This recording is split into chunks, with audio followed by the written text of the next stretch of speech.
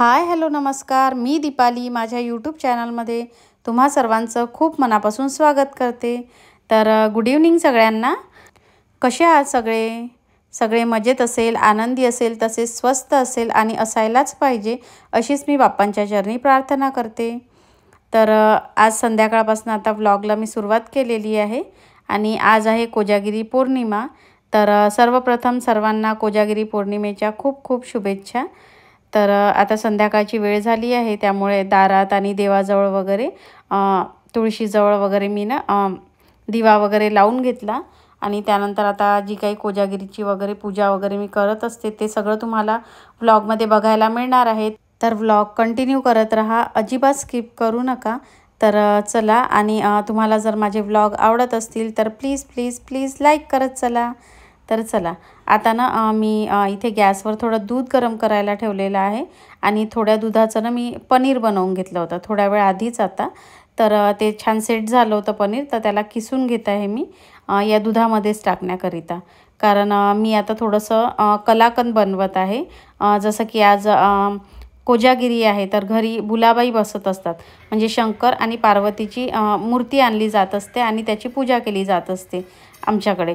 तर त्याला भुलाबाई म्हणत असते, तर त्याच्यासाठी खिरापत म्हणून काहीतरी बनवावं लागतं, तर तेच मी बनवून घेत आहे। तसं तर 5 प्रकारचं खिरापत हे ठेवल्या जात असतं।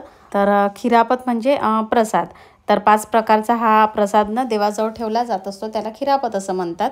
तर मी काही बाहेरून बोलावलेलं होतं, काही पॅकेट वगैरे चिप्सचे, शेवचे, मुगाची डाळ वगैरे, शेंगदाणे थोडे तळून घेतले होते मी, म्हणजे 5 प्रकारचं खाद्य ठेवून दिलेलं होतं।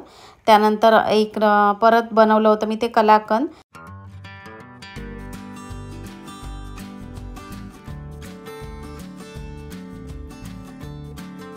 तर चला, आता भुलाबाई वगैरे मांडायची आहे, तर मी खाली जाते ते सगळं पूजेचं वगैरे घेऊन। तर भुलाबाई वगैरे आणलेली आहे इथे।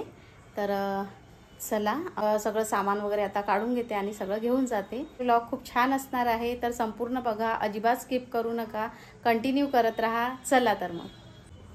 तर यांनी या भुलाबाई आणल्या होत्या, तर आमच्याकडे याला भुलाबाईच म्हटलं जाते। तर ते घेऊन आले होते आणि मग मी जे काही खिरापत वगैरे बनवलं होतं तर ते मी सगळं घेऊन चालली होती खाली, पूजा वगैरे मांडायची होती। तर हे सगळं झाकूनच देवासमोर ठेवावं लागतं। तर नंतर मग मी पूजेची जी काही मांडणी आहे ती करायला घेतली।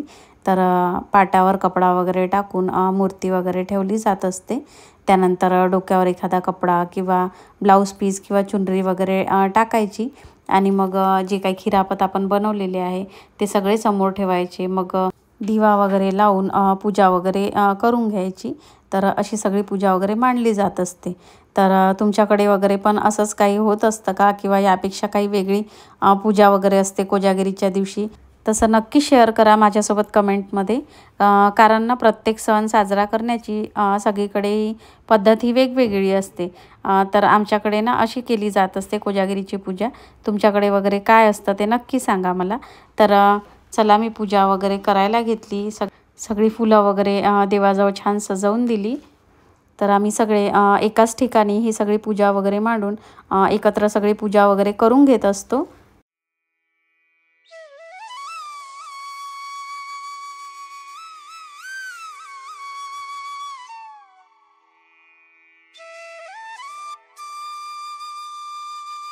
आणि पूजा वगैरे सगळी करून झाली त्यानंतर मग भुलाबाईचे गाणे म्हटल्या जात असते।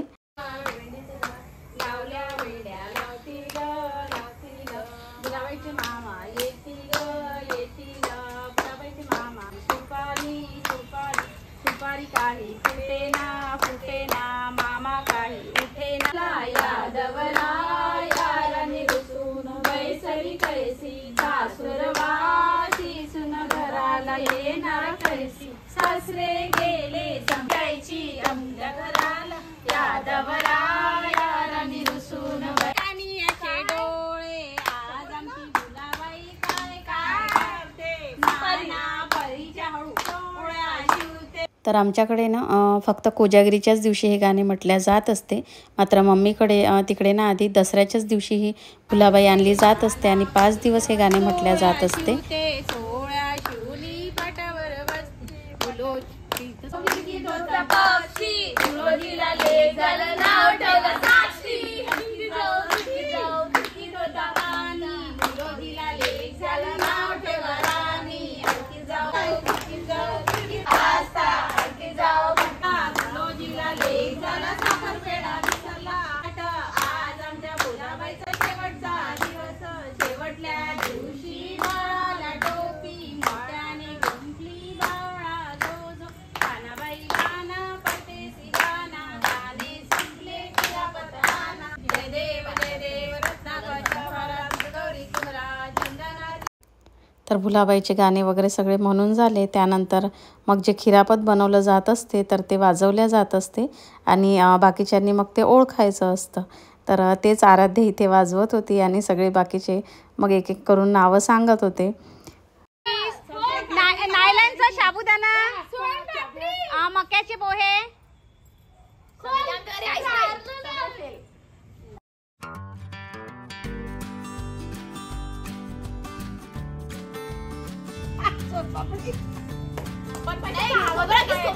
हा तर आता काही काही वस्तू कशा राहते आता सांगा.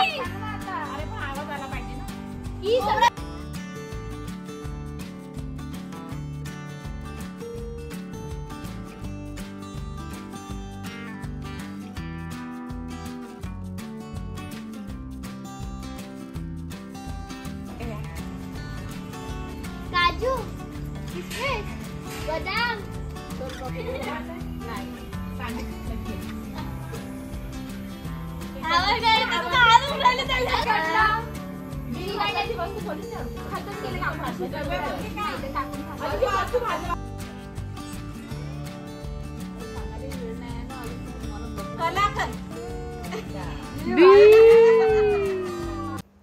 आणि मग घरची पूजा वगैरे सगळी झाली. त्यानंतर मग मंदिरात आलो होतो आम्ही.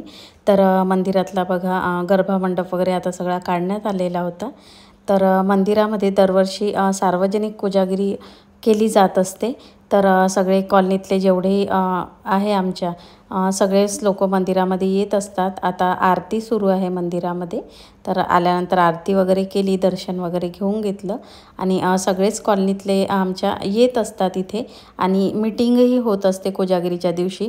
म्हणजे नवरात्रामध्ये 9 दिवस जे काही कार्यक्रम वगैरे झाले तर त्याबद्दलचा सगळा आढावा घेतला जात असतो. म्हणजे की ते कसे कार्यक्रम झाले किंवा वर्गणी किती आली, कोणत्या गोष्टीला किती खर्च पडला वगैरे त्या सगळ्या गोष्टी या मीटिंगमध्ये सगळ्यांना सांगितल्या जात असतात. आणि इकडे ना 40 लिटर दूध आटवण्यात येत होतं कोजागिरीनिमित्त.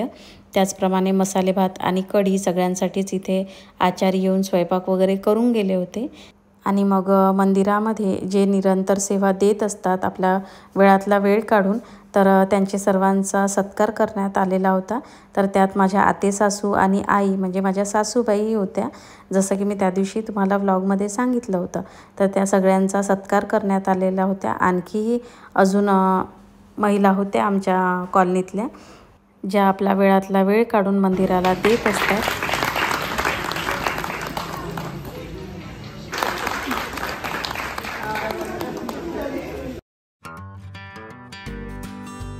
आणि मग मंदिराचे जे कमिटी मेंबर्स होते ज्यांच्या निरीक्षणाखाली सगळे कार्यक्रम हे होत असतात, तर त्या सगळ्यांनी थोडक्यात आपलं आपलं मनोगत इथे व्यक्त केलं होतं की सगळ्यांच्या सहकार्यामुळेच मंदिरातील जे काही कार्यक्रम होत असतात तर ते खूप छान पद्धतीने यावर्षी पार पडले. त्याचप्रमाणे इथून पुढे नेहमीच सगळ्यांचं असंच जर सहकार्य लाभलं तर मंदिराचीही भरपूर प्रगती होईल. तर मंदिर हे एकमेव असं स्थान आहे की जिथे कुणीच मोठं नसतं, कुणीच लहान नसतं, सगळे समान असतात आणि सगळेच निस्वार्थ भावनेने त्याला जसं जमेल तसं हातभार मंदिरात लावत असतात. त्यामुळे मंदिरातील सगळेच कार्यक्रम हे खूप छान पद्धतीने पार पडत असतात, जे की तुम्ही रोज बघतच आहात. तर चला, सगळ्यांची जेवणं वगैरे झाली. त्यानंतर मग सगळ्यांना दूध वगैरे देण्यात आलं. तर असा होता कोजागिरीचा माझा आजचा व्लॉग. कसा वाटला नक्की कमेंटमध्ये सांगा. आवडला असल्यास लाईक करा. चॅनलवरती नवीन असाल तर सबस्क्राईब करा. भेटूया अशाच एका छानशा व्लॉगमध्ये. तोपर्यंत बाय बाय.